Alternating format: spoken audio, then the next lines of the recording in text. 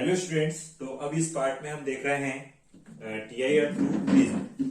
What TIR through prism, prism के through कैसे TIR होता है।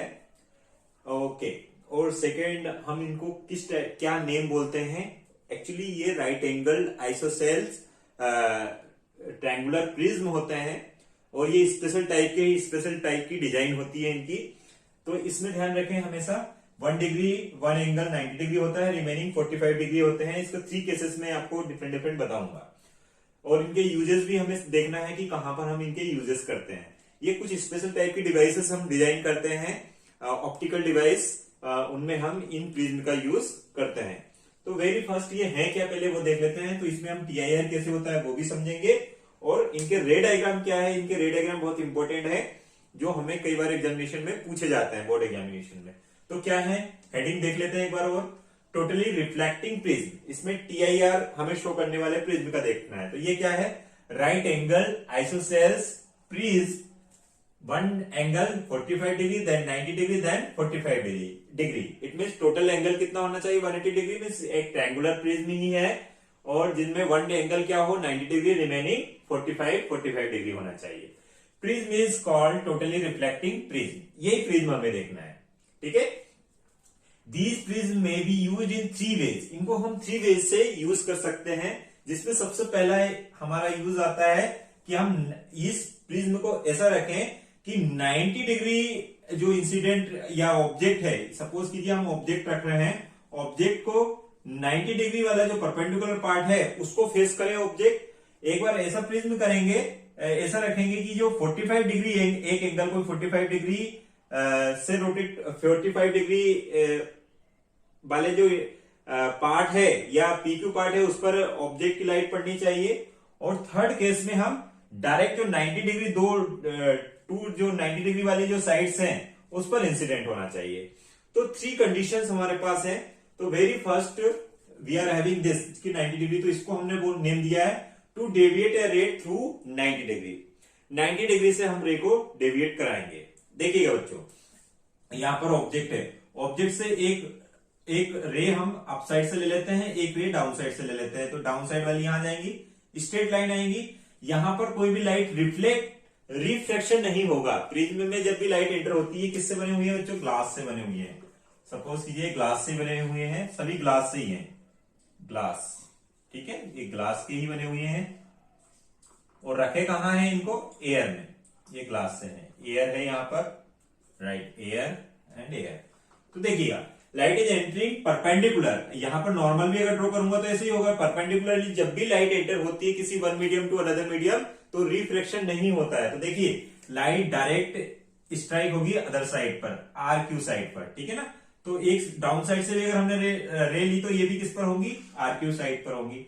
बट यहां पर क्या कंडीशन बन रही है, देखिए बच्चों, यहां पर ये कंडीशन बन रही है, angle of incidence is greater than critical angle of the glass prism. Right, ध्यान दीजिएगा, यहां पर कंडीशन बन रही है, क्या हो रहा है, angle of incidence is greater than critical angle of that glass prism.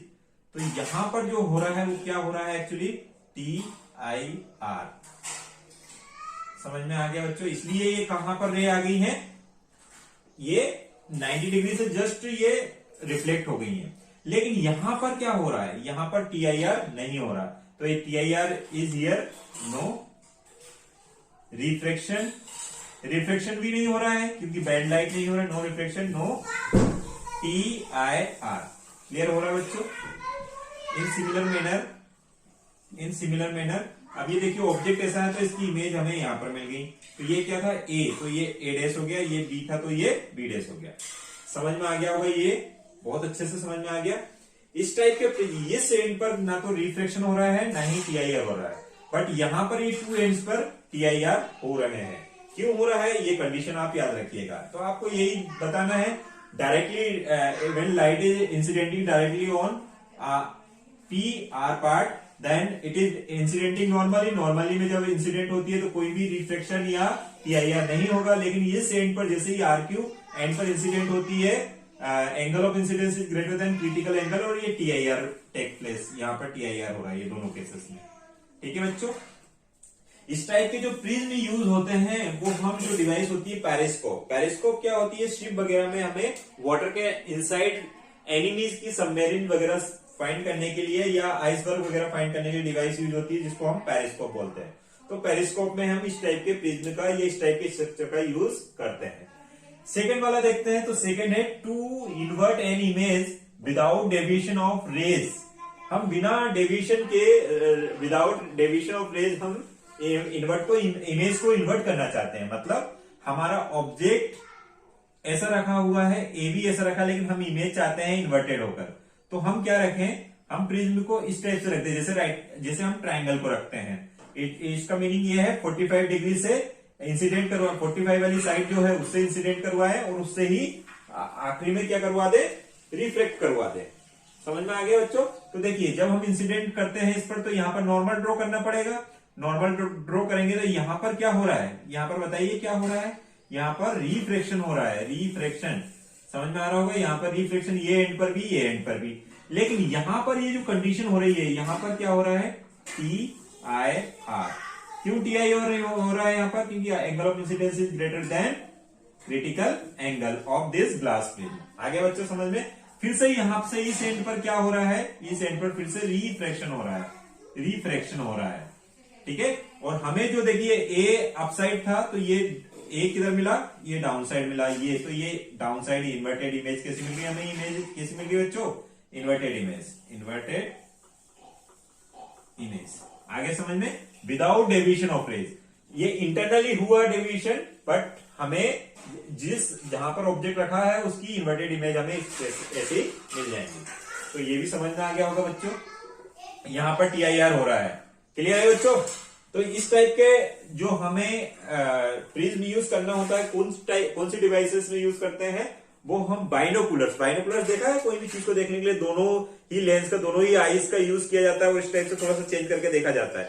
एक तो टेलीस्कोप होता है, ऐसे देखते हैं, और एक बाइनोकुलर में दोनों आई से हम देखते हैं, उसको बाइनोकुलर बोलते हैं। तो क्लियर है यहां तक सभी को? मुझे लग रहा है कि सभी को क्लियर होगा, ठीक है बच्चों। इसके बाद में हमारा आता है थर्ड टाइप प्रिज्म, और ये थर्ड टाइप प्रिज्म में क्या है देखते हैं, to invert an image with deviation of rays through 180 degree. हम 180 डिग्री से रेज को डेविएट करके हमें इन्वर्टेड इमेज मिलना है।